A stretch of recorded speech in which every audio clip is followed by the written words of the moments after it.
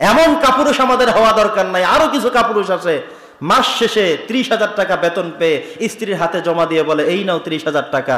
আবার স্ত্রী প্রত্যেক দিন তাকে এখান থেকে আস্তে আস্তে করে দেয়। স্বামী বেচারা আবার টাকা নেওয়ার সময় কৈফিয়ত করা লাগে, কোন কাজের জন্য আজকে 2,000 টাকা নিতে হবে, আজকে 1,000 টাকা নিয়ে করবে কি সেটা বলতে হবে। বাড়িতে আসার পরে 50 টাকার হিসাব না দিতে হলে বিছানায় ঘুমাতেই যেতে পারে না। নাউজুবিল্লাহ পড়বেন না? এই কালচার কি চলে আমাদের সমাজে?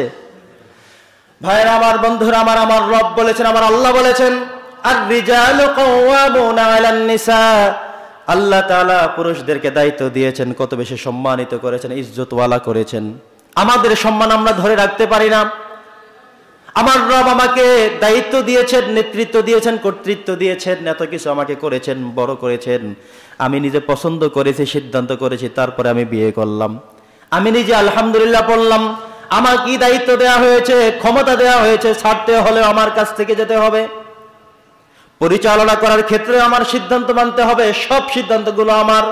সেই সিদ্ধান্ত ফয়সালা আমার রব কোরআনুল কারীমে দিয়ে দিয়েছেন আজ থেকে 1,500 বছর পূর্বে।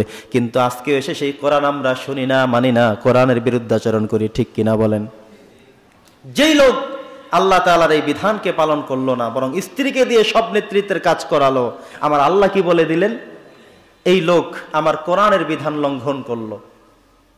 আল্লাহ বলছেন পুরুষ তোমার দায়িত্ব তুমি করো, আর আপনি বললেন যে না আমি পারবো না, স্ত্রী আমার, তুমিই করো। আর মহিলাকে যখন আপনি দায়িত্ব দিয়ে দেন, আল্লাহর বিধানকে আপনি লঙ্ঘন করলেন, ঠিক কিনা বলেন? ভাইয়েরা আমার, বন্ধুরা আমার, বলছিলাম যে পর্দার বিষয়ে একজন মা বোন যদি রাস্তা দিয়ে বের হয়ে যায়, সে শুধুমাত্র একা নিজে জাহান্নামে যায় না। যতগুলো পুরুষ রাস্তা দিয়ে বের হয়, যতগুলো পুরুষ তার দিকে তাকায়, প্রত্যেকটি পুরুষের চোখের খোরাক হয়ে যায়। প্রত্যেকটি পুরুষ তাকে দেখার কারণে নিজেদের আমল নামার মধ্যে গুনাহ শামিল হয়ে যায়, বলে নাউজুবিল্লাহ। আপনি আপনার স্ত্রীকে এভাবে ছেড়ে দিলেন। কিছু পুরুষ আমি নিজের চোখে দেখেছি, উনি বিয়ে করেছেন এমন একজন মহিলাকে, একেবারে ওনার সমান সমান উঁচু লম্বা, চেহারা অনেক সুন্দর, অনেক পরিষ্কার পরিচ্ছন্ন, অনেক সুন্দর স্বাস্থ্য আছে। উনি মনে করেন আমার স্ত্রীকে মুখ খুলে বাজারে নিতে পারলে অন্তত বন্ধু বান্ধব সবাই বলবে, আরে বাবা কঠিন এক বউ তো তোমার, আরে বাবা রে বাবা এই বউ তো সহজে এই গ্রামে আর কারো নাই। আরে ভাই, আপনি কি বাজারে গরু ছাগল উঠাইলেন না মানুষ উঠাইলেন? আপনার বন্ধুরা বলতে হবে, সমাজের মানুষ বলতে হবে তোমার বউটা অনেক সুন্দর। এই কথা বলার জন্য আপনি ফেসবুকে ছবি আপলোড করলেন, এখানেও তো পর্দার বিধান আপনি লঙ্ঘন করলেন।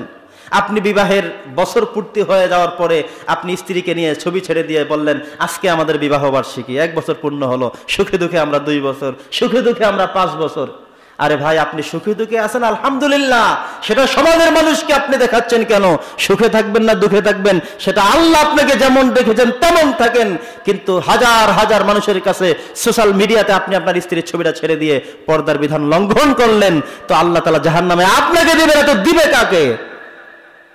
বন্ধুরা আমার, এই কাজগুলো আমরা করব না। আপনি যাকে বিয়ে করেছেন আজকে থেকে তার সম্পূর্ণ পর্দার দায়িত্ব আপনার। এজন্য আমি হেডলাইনে শুরুতেই বলে দিয়েছি, পর্দার বিধানটা আলোচনা শোনা মহিলাদের না, এই বিধানটা শুনতে হবে পুরুষদের। পুরুষের জন্য যতটুকু দরকার তার থেকে অর্ধেকও প্রয়োজন নাই মহিলাদের জন্য। আপনি আপনার স্ত্রীকে যেমন করে পরিচালিত করবেন সেটি তেমন পরিচালিত হবে। আগেকার ইসলাম পালন করা মানুষের এই সমাজ আর বর্তমান আধুনিকের সময় ইসলাম পালন করা আমাদের সমাজ সম্পূর্ণ রূপরেখা আলাদা, ঠিক কিনা বলেন? আগে আমরা ছোট্টবেলায় দেখতাম অনেকগুলো রিকশার মধ্যে কাপড় পেঁচিয়ে তারপরে মা বোনদেরকে ছাড়া হতো। আপনারা দেখেছেন না? দেখেন তো, একটু চিন্তা করে দেখেন তো, এই সমাজে এসে এই 5-10 বছরের মধ্যে এমন কোন দৃশ্য আপনাদের চোখে এখন আর পড়ে কিনা? এখন আর পড়ে না।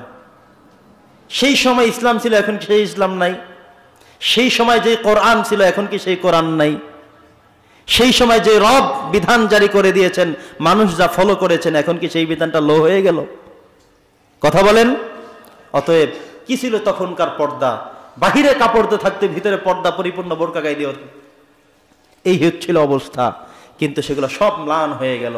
বন্ধুরা আমার, শরীয়তকে আপনি যত বেশি প্রাধান্য দিয়ে চলবেন, আমার রব আপনাকে তত বেশি সম্মানিত করে দিবে।